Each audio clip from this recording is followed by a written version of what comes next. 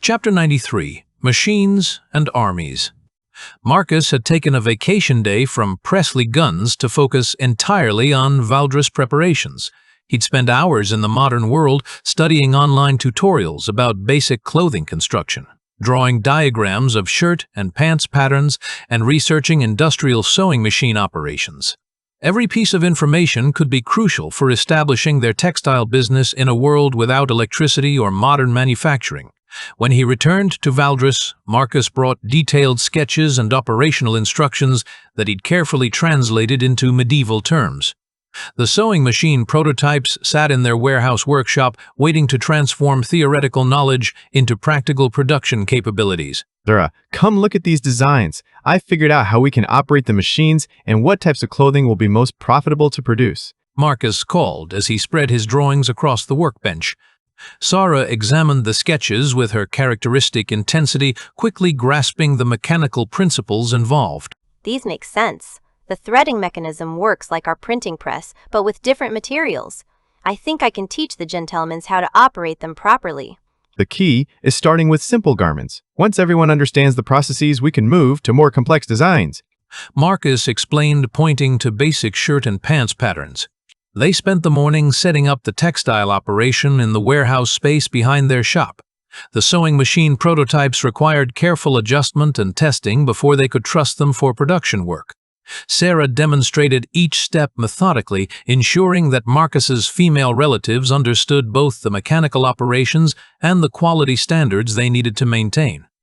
Aunt Mira, control the fabric tension here. Aunt Alara, the stitching speed needs to stay consistent.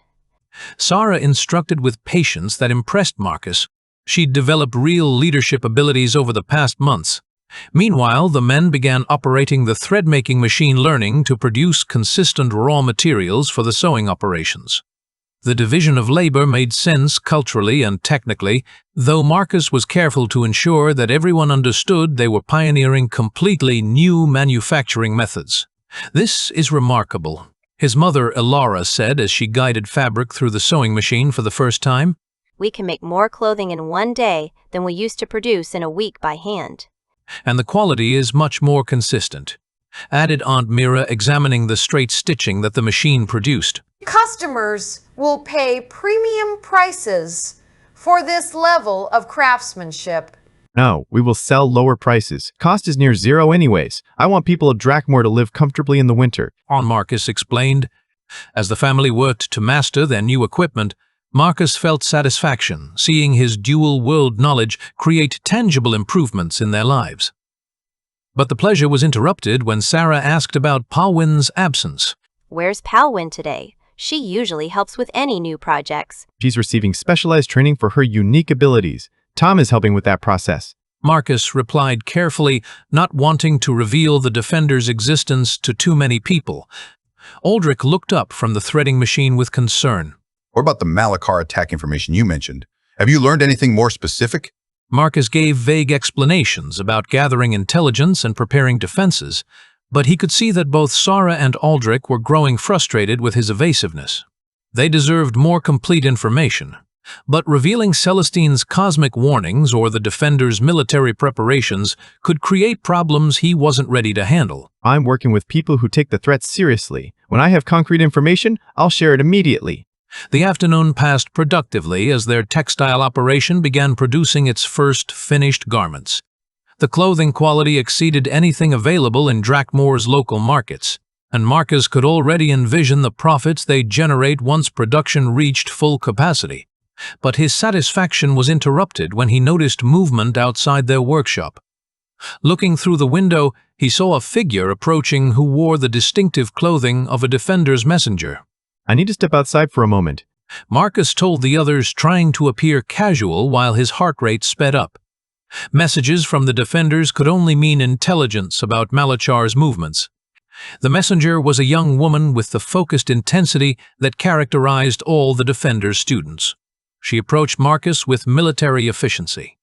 "Message from Alluro Starweaver. Intelligence has arrived regarding the Eastern threat. You're requested to return immediately for briefing." How urgent is this information? Oh! Marcus felt his stomach tighten. The wording suggested that their scouts had confirmed Celestine's warnings about Malachar's approaching army. Extremely. The scope and timeline exceed previous estimates. Marcus returned to the workshop where his family and friends continued their productive work. Seeing them focused on building their business while unaware of the military crisis approaching made his dual responsibilities feel even more overwhelming. I need to leave for important meetings. Keep working on the production processes. Sarah, you're in charge of technical training. Aldrich handled the business planning. I'll return as soon as possible. He announced. Sarah looked up from adjusting a machine setting. Is this about the threat you mentioned? Yes, and the meetings will determine how we respond to it. Marcus made the journey back to the defenders' hideout with growing anxiety about what intelligence their scouts had gathered. Celestine's warnings had been vague about timing and numbers. Specific military information would force him to make concrete decisions about defensive preparations and civilian evacuations. When he arrived at the hidden village, he found unusual activity.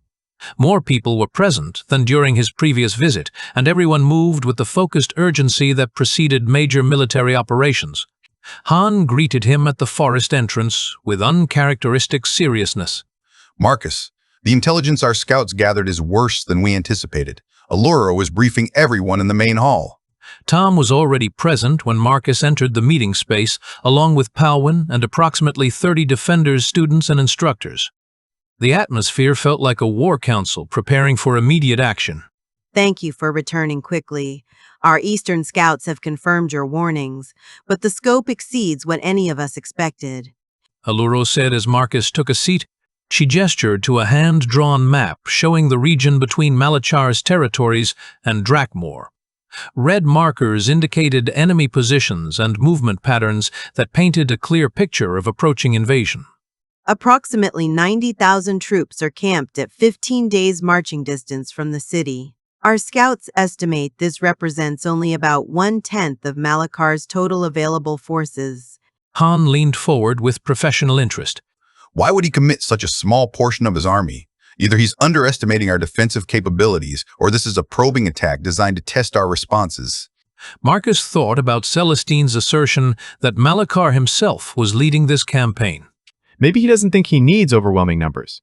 If he's confident in his mind control abilities and technological advantages, a smaller force might seem sufficient. Or this could be a strategic decision to leave most of his army defending conquered territories while he focuses on capturing the kingdom's capital. 90,000 troops is still a massive force against our current defensive capabilities. Alluro suggested. The numbers were staggering. Marcus had never seen Drakmor's military forces, but he doubted they could field anywhere near 90,000 defenders.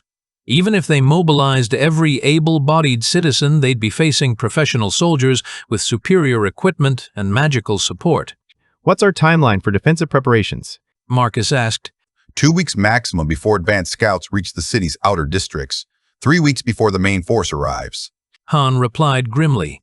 Alluro stood and addressed the entire assembly. This confirms our worst fears, but it also creates opportunities. Han, I want you to contact every former student, every ally, every person who owes favors to the defenders.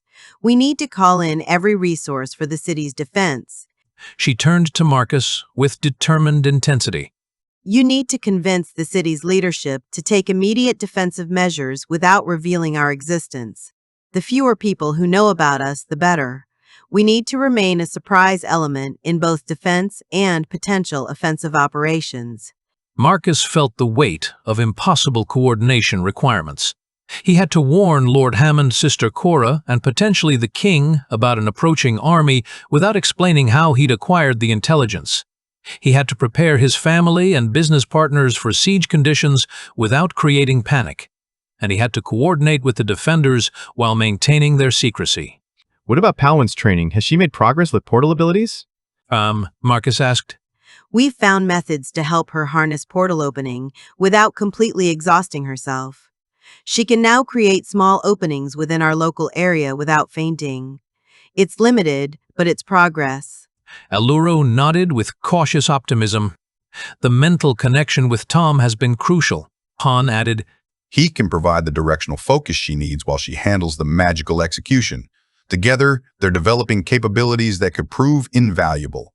Marcus looked at Palwin, who was listening with her characteristic focused attention. She seemed more present and engaged than he'd seen her before, as if the structured training environment was helping her function more effectively as an individual.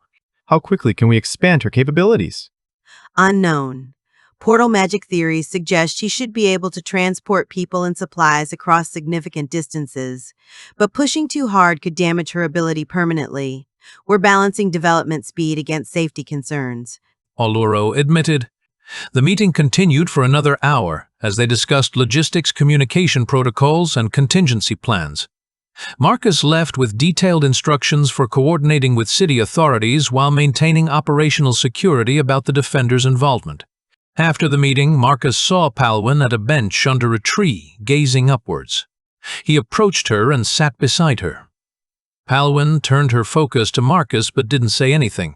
When we first met, I saw you as a burden. I admit that, but Tom was walking towards them with a music instrument. I am sorry for that. I want you to feel comfortable with us, with yourself. You don't have to push yourself. Marcus continued. Tom reached them. What do you guys talk about? Nothing. Just take care of Palwin, Tom. I have to go to city now. Palwin was going to play some music for us. Stay for a while, brother. Next time. As he walked back through Drakmoor's streets, Marcus saw the city with new eyes.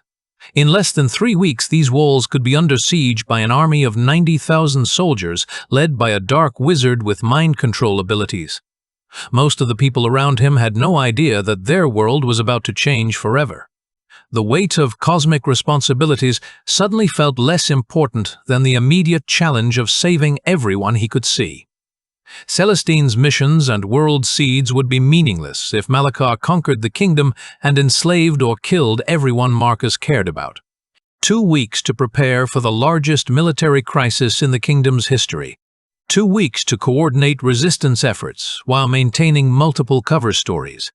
2 weeks to train portal magic, establish supply lines, and somehow find ways to counter mind control abilities that had defeated armies before. Marcus returned to their workshop where his family continued their peaceful textile production, completely unaware that their new business might not survive to see next month. Soon he would have to tell them the truth about what was coming. But for now, he let them enjoy these final moments of hope and normalcy before everything changed forever.